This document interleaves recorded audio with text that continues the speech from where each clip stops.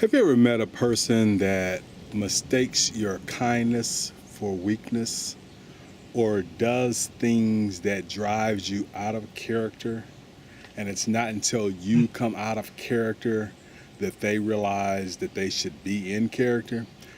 And sometimes that process never happens. Sometimes you come out of character and that person is so critically flawed that you can't get them back in character. But here's the day and the time of what I want to highlight is the story of one of my contractors for my new home and some repairs that I needed to have on my home. Green Construction Company is the company that I'm speaking of, and I'm just going to give you a quick reel of the finished product, and then I'll go into greater detail as we go down the line. But this is just to film the outside here. So this is the front porch, and these are it's a customized front porch with slopes and things of that sort. But at any rate, it's an incomplete process. And the reason why it's incomplete, and I just want to point out the critical flaws that are here. I've been patient, I've been, cordial with these people and trying to wait for them to eventually come back around to finish my product, and I've only got pushed to the side or pushed to the back burner to the point where they stop responding altogether. No emails, no text, no response, period. But anyway, I just want to highlight what's wrong with this particular thing. See, so first off, there is no top post. There should be a post that goes from the top all the way there, because see, these wires cannot be tightened unless that post is there. So you need this post on the top to be able to tighten these wires. Secondly, the gap within the wires is too large. There should not be that wide of a gap. Thirdly, I think the reason or the thing that caused them not to come back was because there needs to be a pole. There's too wide of a gap in between this pole and that pole for this to have support, even if there was a bar here. So you need a third bar here to be able to support that distance between the two poles. And you pretty much need that on each one of the, in between each one of the poles.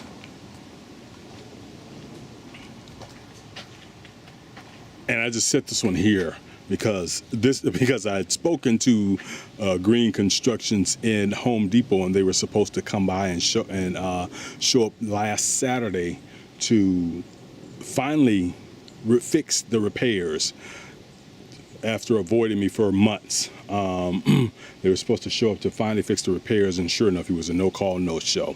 But at any rate, what I have here is currently a non-functional front porch with a seemingly supportive fence that gives a false sense of security, because if you lean on this, or if anybody were to lean on this, or think that this is going to support them, it will only fall and they will end up on the ground, and this is a liability for me. I have mentioned this on several occasions to Green's Constructions, that it's a hazard. It gives a false sense of security, and hoping that would light a flame to get them started. It did not.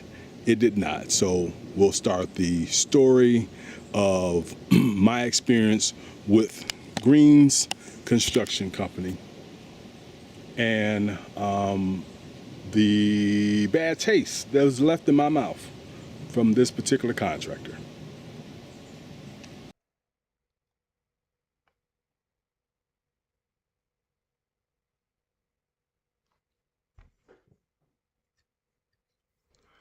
This is Serencia Green, Project Management and Customer Service for Green Constructions.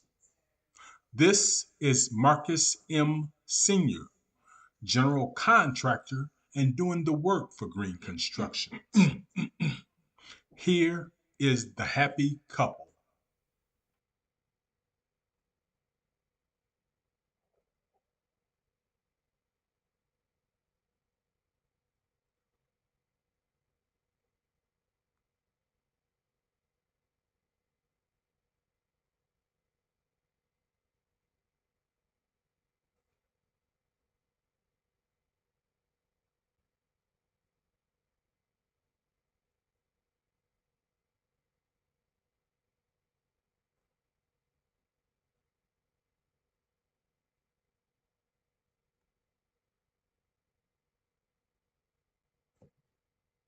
And now that I'm looking at some of the work that was done by Green's Constructions, then I'm starting to see other errors. See, because like when this was done, when my patio was done, I had to come through and hammer all these nails in because they were poking out.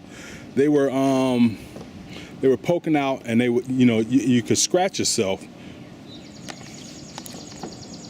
if I hadn't hammered them in. So now I'm looking at it because I'm experiencing this flawed character within the particular contractor and their customer service. And as I begin to look further, here's some more flaws. Like, for one, this banister here is far too long, and you can wiggle it. So if somebody leans against that, then what happens if they fall? Well, what if a heavy person leans against that? That's going to fall off. Then also, why is this not screwed down?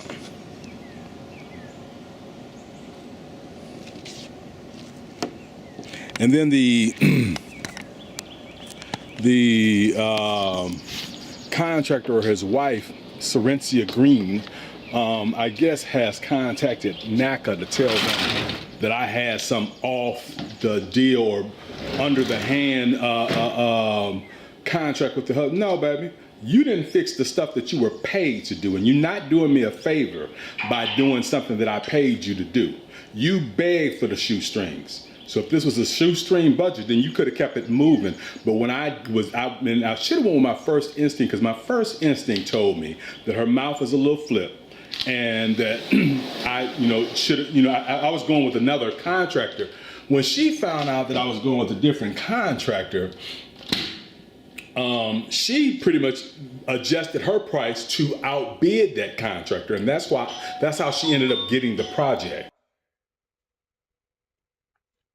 So here's the contract for this is the bid that Green Construction put in for the contract.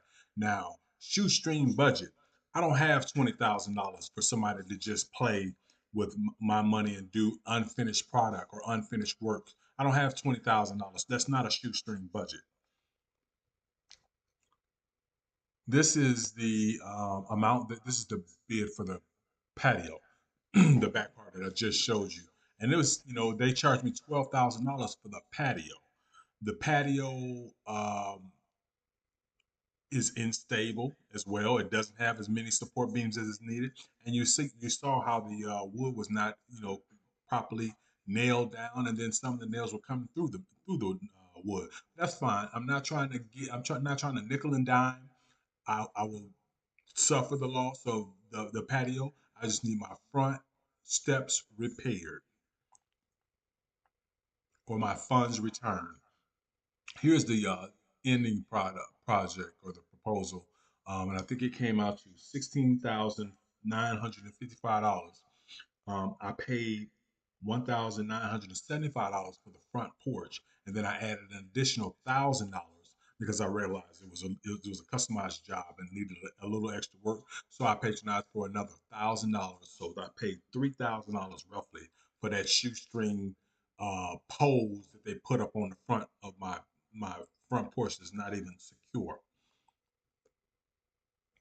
This is the email that really teed me off, because after months and months of communicating with them back and forth, and them promising that they'll come back over and install the top rails and everything like that, and putting me off and just kind of constantly giving me promises after promise and never showing up. When the NACA instructor, the NACA consultant, the hands consultant, Samantha Arbigo, stated that the case was closed and that the check had already been cut, then it almost gave her a reason to try to wash her hands clean of any responsibility. But you know that you took the check and you did not finish the project. You know that you gave promise that you would come back and install those top rails, and now you want to send me an email in the chain trying to say that you're not sure if I paid for the rails. Stop that mess. That's just deceptive process. That's flawed and critically flawed character. So she writes, I'm looking to see if you pay for the top rails. If so, to reimburse you.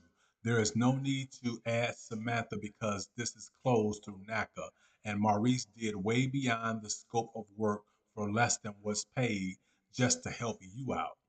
The wired deck was done to the best of his ability on a shoestring budget with crumbling blocks and other issues. Only so much can be done with no money. If you have a receipt for the railings, please send it to me. I know the railings was not included in the purchase. That's bull. That's just bull crap. Because if you know you completed the process, then we wouldn't have an email thread of you promising to come back over and put the top rails on. If you knew you weren't paid for it, then you wouldn't continue to make that promise. You're just trying to wash your hands because you realize that Samantha has stated that the certificate of completion was signed. Again, conniving, deceptive behavior, values, ethics, morals, and decency, a lack thereof. So that's what kind of teed me off there. Um, Here's my response here. So your response was absolutely wrong. Your response demonstrates a flawed character and a need to improve, a need for improved business practices. It also hurts the culture because they market themselves as a black owned business, hoping that other black people will patronize their black businesses. But this is how you treat people who patronize your business. Um, So I went on to say, shoestring budget. You saw both the shoes before you assigned the contract. You were begging for the contract. You were in need of the contract. You were mad because I was getting ready to give the contract to someone else. So you altered your bid so you could get these shoestrings, and you put shoestrings on the front porch. On my front porch is what you left me with. So here are the emails. Maurice. This is from Maurice, and this is on March the 15th. Now, if you know that you completed this project on January, the 4th of January, why are we still having a conversation in March, April, May, and June about you promising to come put some top rails on if you don't know if you've been paid and you need to check your paperwork? Stop that foolishness. That's deceptive, conniving, and low down business practice. So therefore, I would not advise NACA to do any business with you because that's frustrating to its clients. No new homeowner wants to have a contractor that is not value the words and the code of ethics that they give. You don't have a code of ethics, so no homeowner wants to have to deal with that. She says, I'll be there next week. I said, so what date do you plan to complete this, man? Yeah, I think I said, please let me know what date you plan to complete this, man. He says, I'll be there next week. I had to finish another project. Now, why are you even starting another project if you know you haven't finished my project? I mean, you need to finish what you've been paid for first before you move on to the next one and just push it to the back burner. Then he texts me again on April the 1st. He says, okay, I apologize. I took a job from hell and it's taking me too long. We should be finished in a couple of days and I will be to you. Again, why are we having conversations about a project? Why wasn't the fact that you need to check the paperwork a part of your response back then when we were communicating about you coming back? So anyway, I'll be to you in a couple of days. Um, Next, he stopped responding to me. So I text his wife. I text Serencia. I says, "Good morning, Serencia. I can't seem to get your husband to reply to any of my texts or calls. Can you please give me a time when my front porch will be complete?" She says, "Sorry, crazy busy, just going through messages. Maurice says he will be over there tomorrow. He will be working late regardless, so he will get the rails done." This was on March the 28th. Why are we having a conversation on March the 28th about you coming to get the rails done if you need to check your paperwork?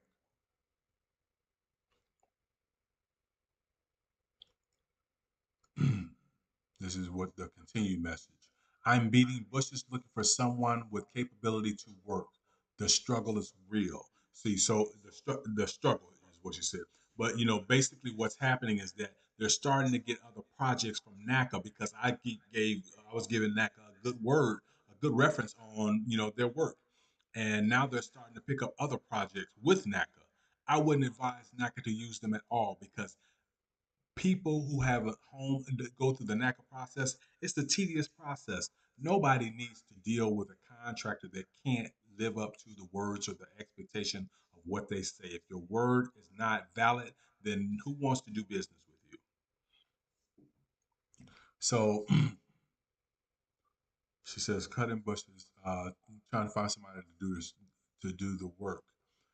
I says, "Well," I replied to her, "Please direct this back to your immediate attention. Right now, the porch is a safety hazard that gives a false sense of security. If anyone leans on it, they will fall." She replies, "Okay." She says, "Got it. I will be able to speak to him before I leave tonight." I said, "Thank you." All righty. Thank you, Rencia. So then I stopped getting a reply from either one of them. So I included them both in a text message to address it all at the same time. "Good day, Serencia and Maurice. Can I get a date for completion?" I didn't get a reply. This was on May the 8th. And then I texted them a day later to say hello and still got no reply. And it was at that point that I escalated to Samantha Arbigo at NACA to see if she could help me get the matter resolved. Was not much help. She seemed to be very dismissive and almost kind of, have you ever had a conversation with somebody and you feel like they've already heard the version of the story that they wanted to hear? And so anything that you say would be invalid? Well, that's what it felt like. But anyway, so after that conversation, and the conversation got a little heated with me and Serencia and the email chain, I just happened to run into uh, Marcus at Home Depot Friday, June June 21st at 7 o'clock in the morning. When I pulled up at the Home Depot parking lot, it was empty because they were just opening, and I noticed that there was a green construction truck in the parking lot. I didn't know that that was their truck or not, but sure enough, when I went on the inside, he was standing at the register paying for his product. So he was, he couldn't really escape because he's in the middle of a transaction. He's got to pay for his product. So I asked him, I said, "Well, what happened, brother?" He says, "Well, let's go over here and talk about it." So we walk away from the cash register. Excuse me. We walk away from the cash register and talk about it. He says, I want to apologize to you, brother. It's just me doing all the work. I don't have a lot of help, and I'm trying to get other people to help me with the work, but I can't seem to find anybody. I didn't want to make you feel like we just abandoned you, which you did. That's exactly what you did. Abandoned me and pushed my project. You took the money and ran, is what you did, with no intentions on coming back. So he was like, "Well, I don't want you to feel that way. You've been on my mind, and it has been bothering me. I can come do the rails today." I said, "Well, why don't we schedule for something tomorrow?" He said, "Yes, I can come out there tomorrow and put the rails on. I got look at me dead in my face." Look at me dead in my face and tell me exactly what I want to hear. Yeah, I got the rails, the rails in the backyard. I can come put the rails on tomorrow. And he's the one that informed me that I need to have a beam in the middle because the gap from the from one pole to the next is too wide. And in order for it to be up to code, then you have to have a middle beam to support that distance between the two. So I said, sure. Why don't we schedule something for tomorrow? And because I'm now aware of how deceptive these people are, my first instinct was when I left Home Depot, let me send him a text to even confirm that he saw me because these people are so deceptive. He will try to act like he never even saw me at Home Depot. So I sent him a text and I said, where's that text?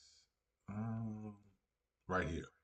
So I says, Maurice, this is Shabazz from 3952 Veracruz. Glad I was able to run into you at Home Depot today, hopefully to get this issue resolved. I look forward to seeing you tomorrow to put a finish on the top rails for my front porch.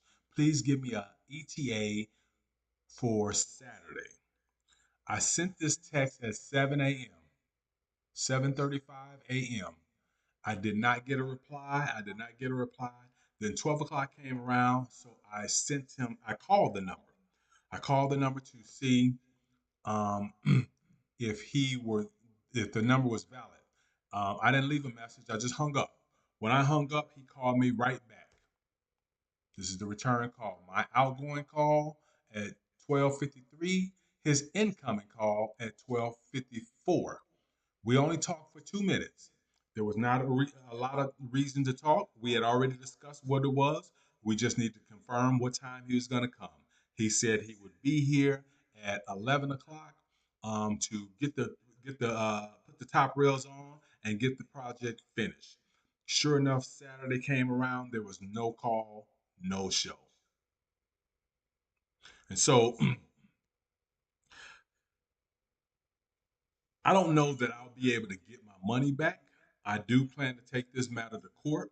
I'm going to post this on the NACA's website. I'm going to post it on every website that I know because I'm going to spread the word of mouth that if this is the way you do business and this is how you treat your customers and the type of clapback and sassy responses that you give them when they're inquiring about the work that they paid you to do, then I need other people to be aware of this type of behavior.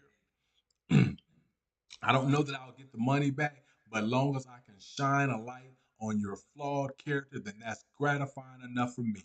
I will post this on your site. I will post it on every other site that I possibly can. I know you can remove it from your site, but you cannot remove it from Yelp. You cannot remove it from Google, and you cannot remove it from the Better Business Bureau. And I will see you in court.